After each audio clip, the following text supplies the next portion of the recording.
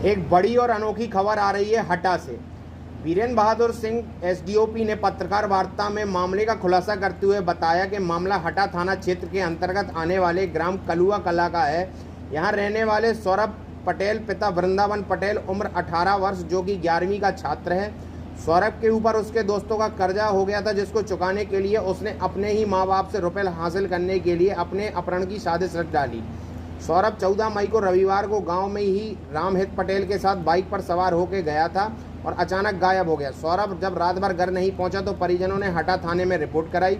परिजनों ने पुलिस को बताया कि कुछ दिन पहले सौरभ ने ही उसको बताया था कि उसका एक स्कूल का दोस्त है दिवाकर अवस्थी जो मुंबई में रहता है, उसकी कई फैक्ट्रियां चलते, उसके घर पे ईडी का छापा पड़ा था, वह आने वाला है तो उसको लेने वह दमोह रेलवे स्टेशन गया था।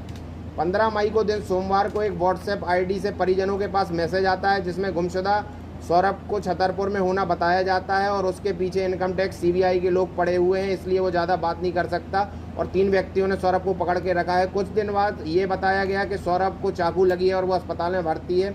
वहीं 16 मई मंगलवार को एक अनजान व्यक्ति का फ़ोन आता है कि सौरभ के बारे में बताता है कि वह चोटिल है, हॉस्पिटल में भर्ती है, उसके इलाज के लिए पैसे चाहिए। वहीं साइबर सेल की मदद से उक्त नंबर की जानकारी लेने पर इंदौर शहर की लोकेशन मिलने पर 17 मई को बुधवार को हटा पुलिस ने इंदौर के लिए रवानगी की। इसी दौरान सौरभ ने खुद बाणगंगा इंदौर थाने पहुंचकर अपने होने की पुष्टि करी और पुलिस को फ़ोन करके बताया कि आप हटा पुलिस को गुमशुदा सौरभ के मिलने की खबर दे दें। पूछताछ में उसने बताया कि यूट्यूब में देखकर सीखा था। साइबर हैकिंग का उपयोग कर अपने स्कूल में पढ़ने वाले दोस्त दिवाकर अवस्थी की व्हाट्सएप आईडी तैयार कर उस आईडी से घर वालों को बीमार होना, अपहरण होना, परेशानी में होने की बात कहकर मनगढ़ंत कहानी सुनाकर अपने पिता व रिश्तेदारों से पैसे मांगने का प्रयास कर रहा था। परिजनों द्वारा पैसे न देकर पुलिस से संपर्क किया गया। सौरभ पटेल को इंदौर में तलाश कर उसे पकड़ लिया गया। हटा पुलिस द्वारा की गई तत्काल कार्रवाई में पुलिस ने काफ़ी सराहना हो रही है। आइए सुनते हैं वीरेंद्र बहादुर सिंह एसडीओपी क्या बता रहे हैं और सौरभ पटेल 11वीं का छात्र जो खुद अपहरण हुआ था वो क्या बता रहा है। मायने में महत्वपूर्ण है। क्या ये समाज के लिए शिक्षाप्रद मैसेज मैं आप लोगों से भी निवेदन यही चाहूँगा कि इस घटना को एक मैसेज के रूप में प्रदर्शित करें। जैसा घटनाक्रम है, जैसा आजकल के बच्चे अपने गार्जियंस को, अपने माँ बाप को इमोशनल ब्लैकमेल करने की बहुत शिकायतें हैं। ये भी घटनाक्रम सेम वैसा ही है। इमोशनल ब्लैकमेल करके अपने माँ बाप से, अपने गार्जियन से अपने खर्च के लिए पैसा ऐंठना। इसी क्रम में हमारा जो गुमिंसान है, वृंदावन का जो बच्चा है, मैं नाम नहीं लेना चाहूँगा उसका, उसने भी इसी तरीके की घटना को अंजाम दिया। हुआ यह कि कुलुआ का रहने वाला जो बच्चा है, जो किसी यह बहाना बना के अपने परिवार के लोगों के, हमारे एक मित्र है वो बहुत बड़ा आदमी हो गया, मुंबई में काम करता है, तो उसके ईडी का छापा पड़ गया, पुलिस उसके पीछे पड़ी है और वो अपने घर पे आना चाहता है, हम उसे लेने जा रहे हैं। यह उसने कहानी बनाई और माँ बाप से कहा कि हम उसको स्टेशन लेने जा रहे हैं। देन उसके बाद वो बच्चा गायब हो जाता है। कुछ दिनों बाद कुछ फ्रौती की खबरें आती हैं, कहीं से ये खबर आती है कि उसको फला स्टेशन के पास में देखा गया है, कहीं ये खबर आती है कि उसके पैर में गोली लगी है। इस टाइप से बार बार वो इतना होशियार, इतनी होशियारी से काम करना था वो लड़का कि ये हम लोग भी नहीं समझ पा रहे थे कि एक्चुअली किस टेलीफोन से मैसेज कर रहा है और किस टेलीफोन से ये बात कर रहा है।